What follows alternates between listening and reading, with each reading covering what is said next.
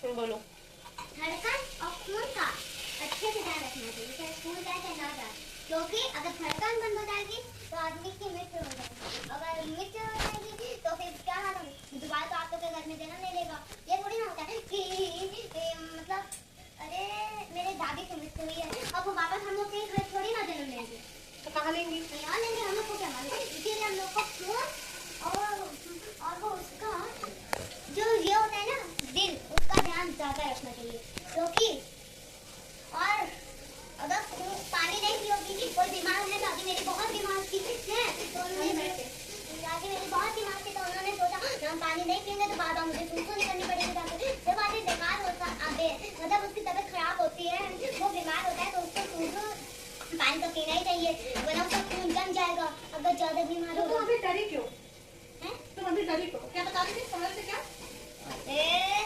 डरी बनाई तो अभी वही है, उसी का मतलब समझा रही हूँ बेटा। ये बताएं क्या हो सकता है, दादी बहुत बीमार थी, उनके खून जम जाता तो उनकी मृत्यु हो गई, और ऐसे भी किसी की हो सकती है, क्या नाम वो कुछ कह रहा हो, बात कर रहा हो, बात करते करते उसकी मृत्यु हो जाए तो वो वापस तो मिलेगा नहीं भाई। और अगर उसको रखोगे तो खूब सारी बदबू आ जाएगी, कुछ दिन तक रखोगे। ये तुमको किसने बताया? भैया ये हमको थोड़ा सा याद ही रहता है, थोड़ा सा नाना ने बताया। अच्छा। और हम लोग को अपने शरीर का बहुत अच्छे से ख्याल रखना चाहिए। समझो क्यों? क्यों? अरे अब अभी प्राणवायु हम लोग को, अरे हम लोग को जीने के लिए किसकी जरूरत होगी? प्राणवायु की। समझ में आ गया? प्राणवायु की हम लोग को जरूरत होती है। अगर प्राणवायु हमें नहीं होगी तो हम लोग का अंत हो सकता है। प्राणवायु क्या होता है? प्राण प्राण प्राण मतलब, अरे प्राण मतलब दिल की वायु, दिल की वायु भी एक होती है, वो अगर नहीं होगी तो हम लोग का अंत हो जाएगा। तो क्या करना चाहिए? इसीलिए एक ये भी बात हो सकती है, अच्छा बोलो, कभी किसी को नाराज ना होने दो, उसको दुख ना पहुंचे, तो जब तुम मरोगे तब स्वर्ग मिलेगा। और जब सबसे बुरी तरह बात करोगे, जैसे मुझसे आपने कुछ मांगा, मांगो, आज समझा रहा, मांगो। मुझे चॉकलेट चाहिए और मैंने आपको कहा अरे हाँ मेरे पास पैसे हैं, तो चॉकलेट दिलाएंगे तुमको। मैंने कहा मेरे पास बहुत सारे पैसे थे, तब भी मैंने आपको मना कर दिया, इससे हम नरक जाएंगे। ऐसा थोड़ी ना होता, तुम्हारी इच्छा है, तुम दिलाओ चाहे मत दिलाओ। मगर होता है, भगवान कहते हैं कि किसी को कोई दुख ना पहुंचने दो। दशरथ जी थे ना राम जी, देखो अगर कुछ ज्यादा ही अच्छे कर्म करोगे तो देवी देवता बनोगे। और कोई अरे देखो उनको पहले नहीं मालूम था कि लक्ष्मी जो सीता है वो नारायण मतलब लक्ष्मी है, और जो राम है वो विष्णु है, और जो लक्ष्मण है वो शेषनाग, उनको नहीं पता था। वही जब वो आजाद हुए, मतलब सीता जी का रावण ने हरण किया था, जब रावण मर गया कि सीता जी आए तो उनको भी बता दिया देवताओं ने कि नारायण है, लक्ष्मी है, शेषनाग है, हैं? तो बता दिया उनको, उनके दर्शन हो गए थे ना।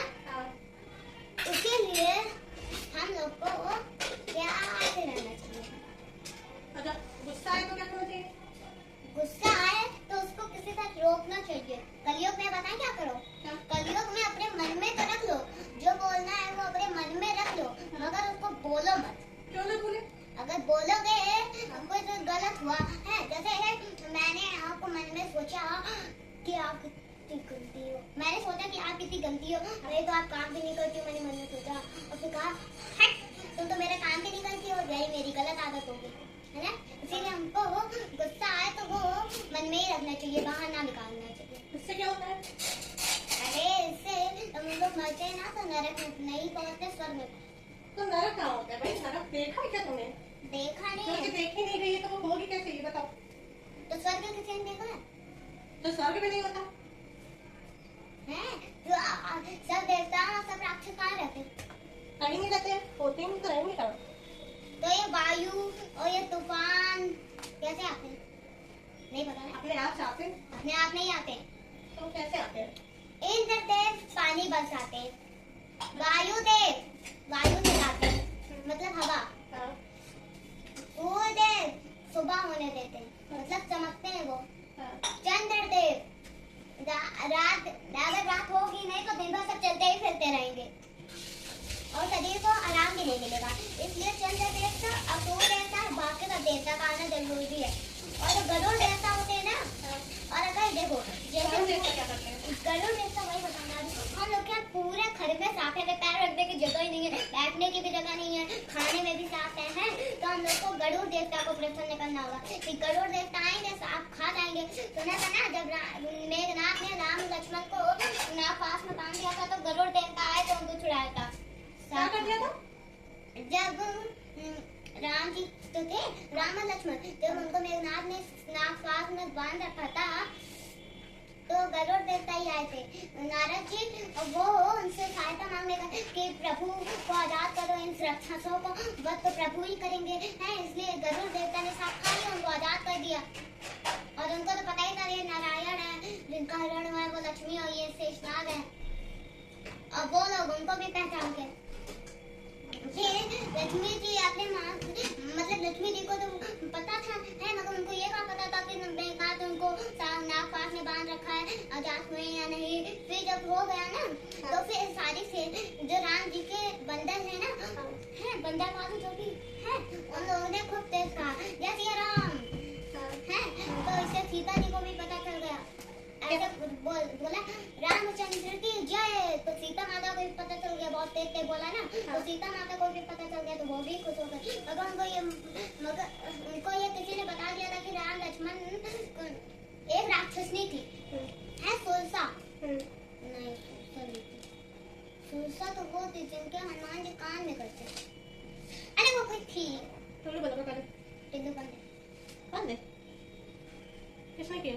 हमने बताए सुरसा नाम के राक्षसनी मतलब सीता देवी, सीता माता ने उनको माँ कहा था है, इसीलिए वो बताए वो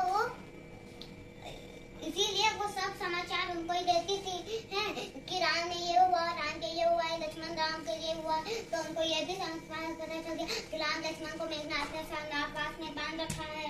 किसने बांध रखा है? नागपाश में।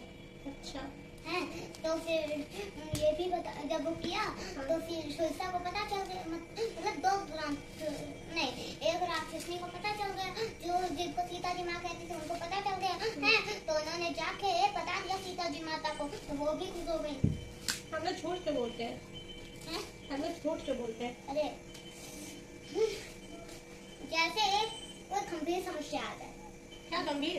अरे मतलब कोई गंभीर समस्या आ जाए और आपके माता पिता आपको, आपके पूरे परिवार वाले आपको बहुत डांटते हैं, अगर कोई गंभीर समस्या आ जाती होगी है, डांटते हैं तो कभी कभी झूठ भी बोलना पड़ता है। अगर झूठ नहीं बोलोगे और सच बोल दोगे तो आप मार खाओगे कि तुमने ये कैसे होने दिया, मैंने कहा था ना उनको बाहर ना जान देना, वो खो गई है, मैं उसको कहाँ ढूंढूं, पता नहीं कहाँ ले गया होगा, कहाँ ले गया होगा। कभी कभी बोलना चाहिए। हाँ, कभी कभी बोलना चाहिए। देखो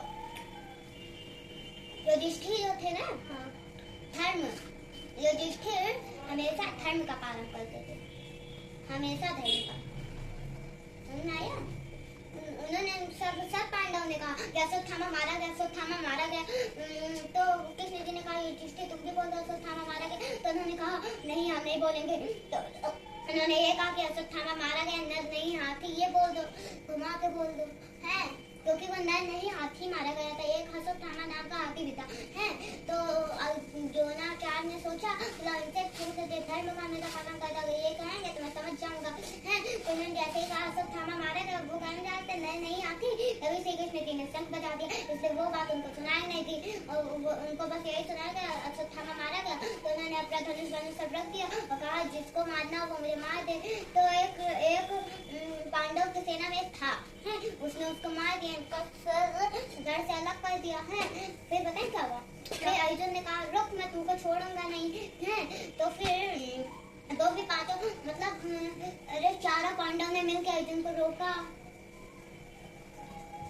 इसीलिए हमेशा सत्य बोलना चाहिए, कभी कभी झूठ, अरे झूठ नहीं आपको बोलना आता है तो घुमा के बोल दिया करो, जैसे उन्होंने घुमा के बोल दिया था अश्वत्थामा मारा गया नर नहीं, क्या बोला?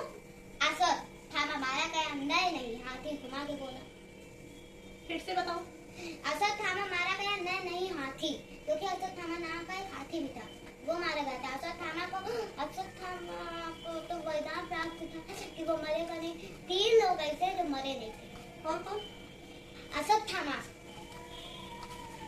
युधिष्ठिर, धर्मराज बोला धर्मराज युधिष्ठिर और एक और लोग थे, उनका नाम नहीं याद है। हनुमान जी भी तुम्हें मारे गए। तुम्हारे वो भी कहाँ गए थे? हाँ हनुमान जी, 3 लोग नहीं मारे गए थे क्योंकि हनुमान जी को रक्षा करने की शक्ति है और धर्मराज युधिष्ठिर तो बस ऐसे ही जिंदा थे और अश्वत्थामा इसलिए जिंदा था और अगर उसने काम भी अच्छे नहीं किए थे हैं, अश्वत्थामा ने काम भी अच्छे नहीं किए थे थोड़े बहुत। यार मैं नहीं बैठूंगी यहाँ पे। रुक जा, बस हो गया। नहीं अभी नहीं ओके है बंद कर दे।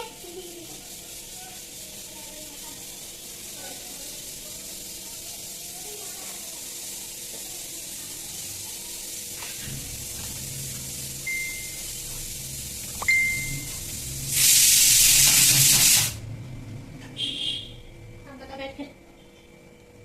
मेरा नहीं करेगा ना यही करके। हाँ और वो इसलिए जिंदा कर सकता ना क्या कर थोड़े से उन्होंने काम भी अच्छे किए इधर थे, बैठो। थोड़े से उन्होंने भी काम अच्छे किए थे हैं, उन्होंने भी थोड़े काम अच्छे किए थे ना। अगर थोड़े दिन के सर देखो अगर आदमी पूरे दिन तक ही गलत काम करता है तो उसको पूरे दिन तक नरक मिलता है और अगर आदमी सर थोड़े काम अच्छे और थोड़े काम गलत भी करेगा तो उसको सर जितने दिन तक गंदे काम किए होंगे उतने दिन तक उसको नरक मिलेगा और जितने दिन तक उसने सही काम किए होंगे उतने दिन तक उसको स्वर्ग मिलेगा।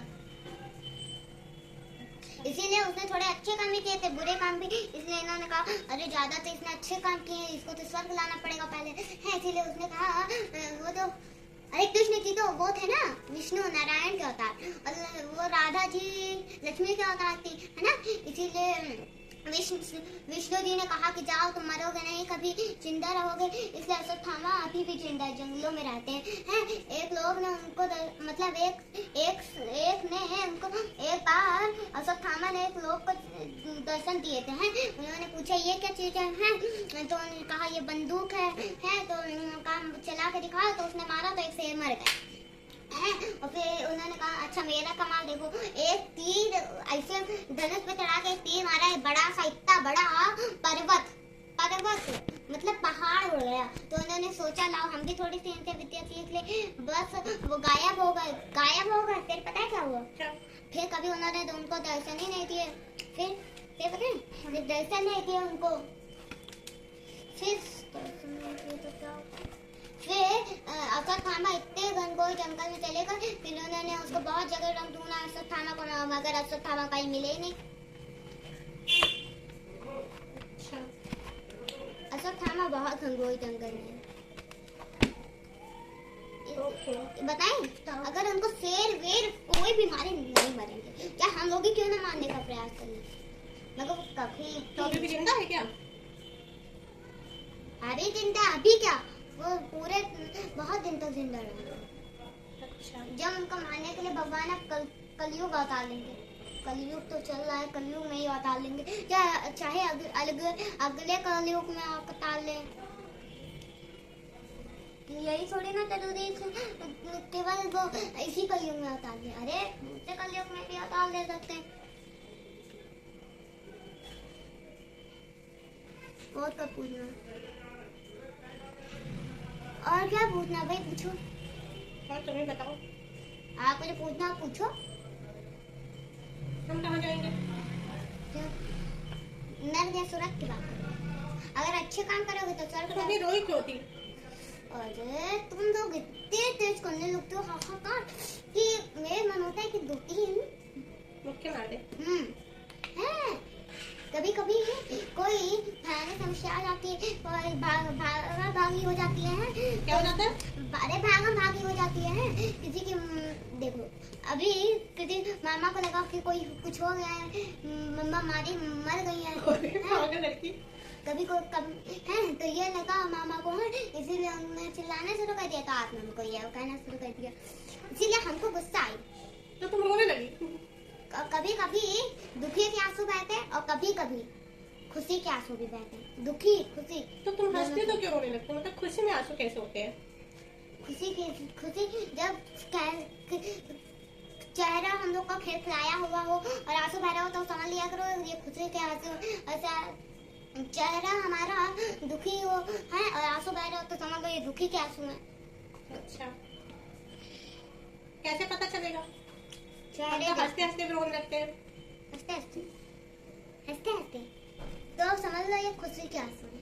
अच्छा, खुशी के आंसू ये होते हैं कि मणि ढूंढने गए थे वो कृष्ण की मणि लेने गए थे ना, और जब वो वापस आए तो उनकी रुक्मिणी पहले पत्नी बनी थी, इसलिए वो खुश थी तो उन्होंने खुशी खुशी आरती की और क्या आंसू भी बहने लगे। और जब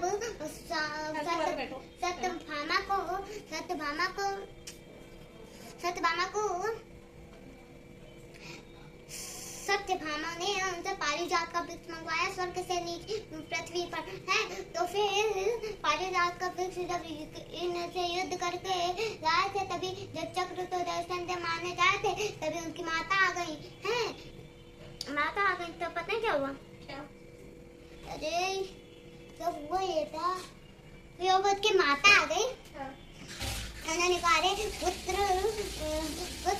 पुत्रेंद्र तुम पारिजात का वृक्ष नीचे गए तो तुम वो मना तो कर नहीं सकते थे, अपनी माता को इसलिए भेज दिया पारिजात का वृक्ष नीचे। इससे सत्यभामा बहुत खुश हुई तो उन्होंने खुशी के आंसू बहे।